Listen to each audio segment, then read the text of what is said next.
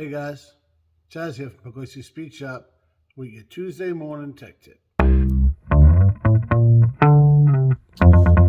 So if you guys have been following along like on the regular videos, like every Friday at 3, in case you didn't know, I've been accused of being cheap from time to time and maybe not having like the best tools, right? And it's not always my fault. Sometimes good stuff's just not available and like you need it now, so you just grab whatever. And it works, right? For a little bit, and then it quickly bites you in the ass because you go to reuse that tool that you knew was only, like you were lucky that it worked once, right? And it don't work, and now you find yourself needing that tool, and it's either the middle of the night or you can't find it locally or whatever, right? So what do? You end up making your own stuff if it's possible. It's not always possible. A lot of times it is, and we've done segments about this before, but recently we ran into that problem, and Kevin cruised by and gave us some of his homemade tools. So, just kind of wanted to share that. Check it out. All right, so Kevin cruised by and he brought me these, right? This guy here, he made this 700R4 480 front seal. I think it's also good for Power Glide and Turbo 350. Not sure, but it's to set that front seal, right? Got some PVC there to deaden the blow, and you can beat on this thing all day to get that sealed in there. Not going to break nothing. I know that's not what he wanted me to say, but it's just how my mind goes.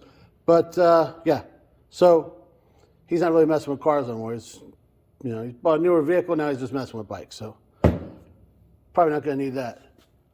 Some of you guys don't know, Kevin used to be a drag racer. He had like 5-liter, I think it was in the 9s. And changing out jets on your carb between runs. Just you put this there, gas goes in there, the jet goes in, whatever. So this way, you're not making a mess, right? He said, I think he made this out of some Harley exhaust, welded up on the bottom, good to go. This one I showed before, and actually I was there when Kevin made this because I screwed up.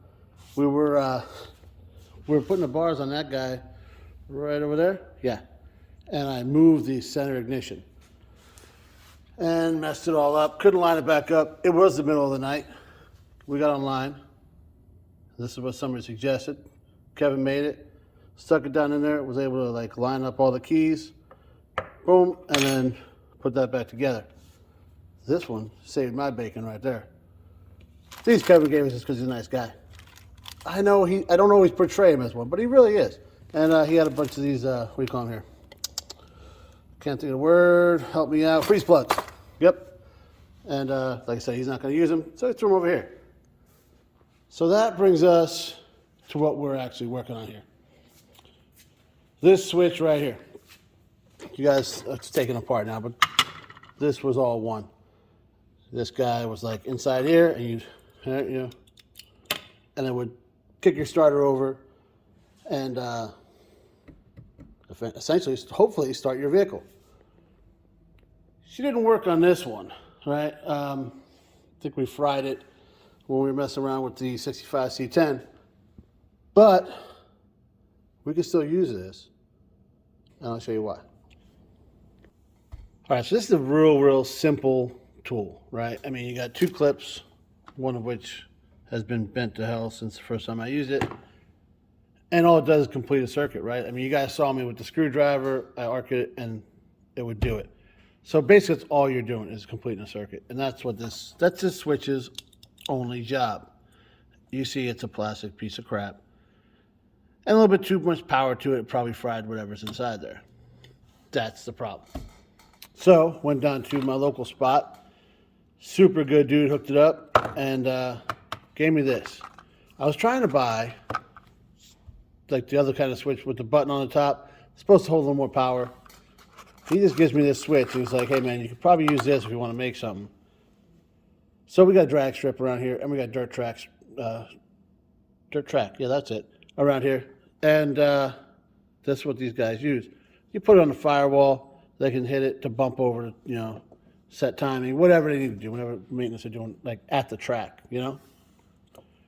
So we know this little guy right here will hold plenty of power. So that's the problem clearly with this one. So we're going to take this little guy. We're going to take a little bit of pipe I had there. We're going to add a bicycle hand grip for comfort. And these wires, because they're good to go. And instead of these things that, like this guy is not, it sucks. It's a pain in the ass to put on. So we're going to go to these guys. And maybe throw a little bit of heat shrink in there. I don't think we'll need any of those. But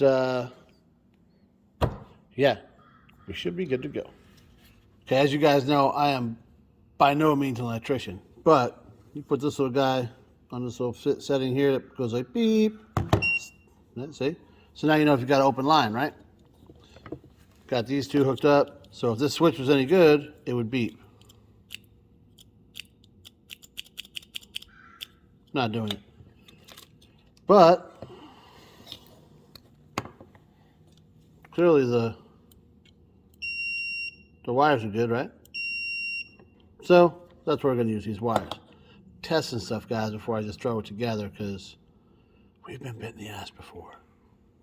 So we got everything pretty much mocked up here, right? We got the wires cut off of this little guy because it sucks. And so we got the wires hooked up here. Let's put this little guy onto the little beep beep mode. There we go. And here we go. She's going to work. So now we can put it all together and make our final assembly. So she's all together. And probably make sure it still works. That's probably a good idea. That works. And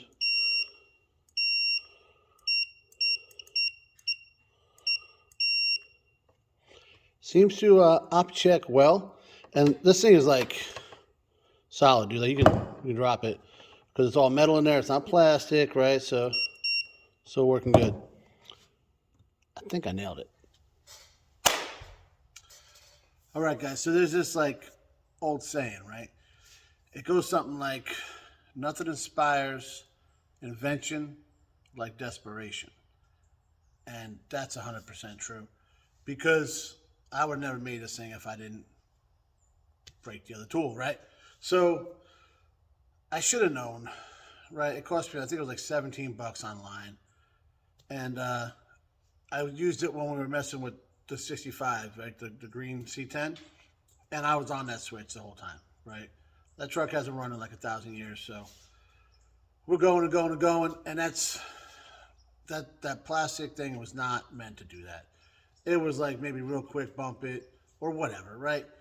It clearly was not like an industrial type thing that here I am just laying on this starter for how long. Never meant to do that. It heated up and it quit working when I was messing with that truck. And I did what I do. And I'll get to it later, put it back in the toolbox, totally forgot about it. And then here I'm messing with this thing, right?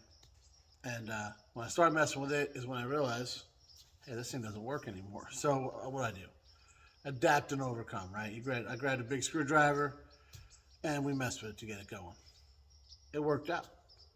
I don't know, do you guys hear that? I think I got a bat. Awesome. Anyways, where was I? So yeah, it's just, clearly it wasn't working. So I said, I'll take it apart, like I said, and it wasn't a wire, it wasn't whatever. So I tried to just go buy the better one, right? I look online, and, they say, and this happens every time, guys. You look online, it says all your local spots got it. Nah, none of them had the better one. It was like 50-something bucks. Nobody had that one in stock. And it was the push button one, like what we made, but in all honesty, the button was real kind of small, and it looked kind of chintzy, and who knows how long that would have lasted, right? So I went around looking for it, couldn't find it. Everybody tried to sell me the cheap one. I said, no, I'm not going to keep buying these things. Kevin, you should be proud, all right? Because I'm finally starting to realize that when you're using this stuff as much as I do, you got to buy decent stuff, right? So here I was trying to do that, and it just wasn't working out. So the last place I went to, they said, hey, all we got is this cheapo one. Yeah, we can order the other one. Might take a week or so. He looked at his local stuff or whatever hubs. He's like, nobody's got it. It's probably going to take a while to come in. So I was like, man. And he says, hey, try this. So he gives me the switch. And he said, yeah, because we got, dirt track cars and drag cars and stuff. They're all around here, right? So the guy says, yeah, these guys all use this. All the race guys, they come in and they get them and they put them on their firewall. Well, these things are throwing mad heat, right? Especially these dirt track cars. They're just beating a snot out of that thing, round and round forever. It's hot in there. You got headers, a whole whatever, mud, water, all that. You get it, right? So all that going on, and these switches still work. The guys still buy them. And they're turning over a hell of a lot more powerful motor than a 230 straight six. So lots of heat, lots of, voltage, whatever going through there, and we're good to go. So that's probably a good idea. And it only cost, like the switch, I think was $20. I spent $5 for the bicycle hand grip off Amazon. But you see the pipe is still on top of the car. I had that later on the shop. It's been here since we moved in. So he saved me $30. This is awesome, right? And even if I wanted to save more money, I'd probably, instead of putting a little fancy little grip on there, I could just wrap it in electrical tape. But we're trying to keep it classy. All right. So easy day, guys. Couple of examples I showed you of just ideas you can use. We're not splitting atoms here, guys, by any stretch, right? We're taking somebody else's idea and we're just making it fit our needs or using stuff around here to make it work.